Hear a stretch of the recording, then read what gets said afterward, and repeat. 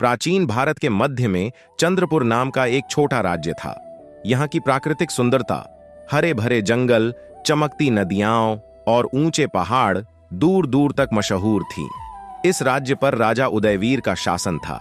दिन में उदयवीर एक दयालु और न्यायप्रिय शासक था। वह गरीबों को अनाज बांटता, बच्चों के लिए पाठशालाएं बनवाता और हर दरबार में प्रजा की समस्याएं सुनता। पर रात होते ही उसका चेहरा बदल जाता। हर पूर्णिमा की रात वह अपने महल की सबसे ऊंची मीनार पर जाता। वहां से एक भयानक पुकार गूंजती, जैसे कोई आत्मा कराह रही हो। सुबह होते ही राज्य के किसी गांव से एक युवती गायब हो जाती। अगले दिन उसका शव जंगल में मिलता, गले पर खून के निशान, चेहरा पीला और आंखें खुली हुई, मानो मृत्यु से पहले उसने कुछ भयावह देखा हो। लोग इसे श्राप मानते थे।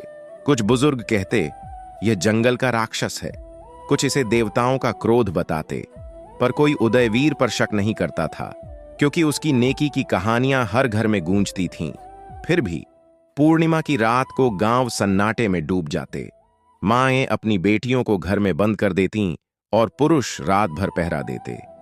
यह सिलसिला सालों से चल रहा था और इसका रहस्य कोई नहीं जानता था। चंद्रपुर के उत्तरी छोर पर एक घना जंगल था।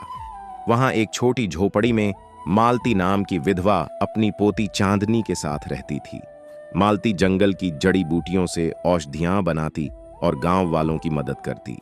उसकी उम्र 60 से ऊपर थी, पर उसकी आंखों में एक अजीब चमक थी। चांदनी, जैसा उसका नाम था, चांद की तरह सुंदर थी।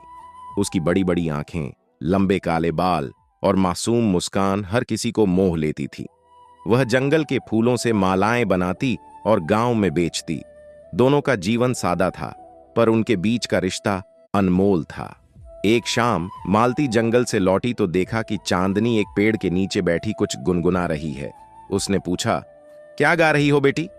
चांदनी मुस्कुराई, दादी, मैंने आज एक नया गीत बनाया, सुनोगी? मालती हंसी और बोली, सुना। चांदनी ने गाया, चांदनी रात में जंगल गाता है, कोई छुपा है जो सच बताता है। मालती का चेहरा बदल गया।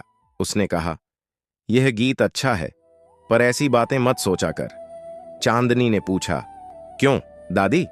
मालती चुप रही। यह पहला संकेत था कि मालती कुछ छुपा रही थी। हुक, मालती क्या छुपा रही है? क्या चांदनी का गीत किसी बड़े रहस्य की ओर इशारा कर रहा है?